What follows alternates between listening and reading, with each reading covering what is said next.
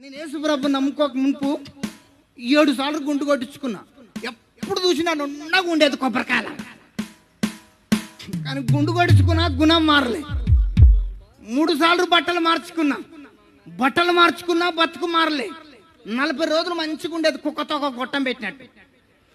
ఎట్లా కుక్కతో ఒక గొట్టం పెట్టినట్టు 40 రోజులు భక్తిగా ఉండేది. 40 రోజులు అయినాక ఎప్పటాటే.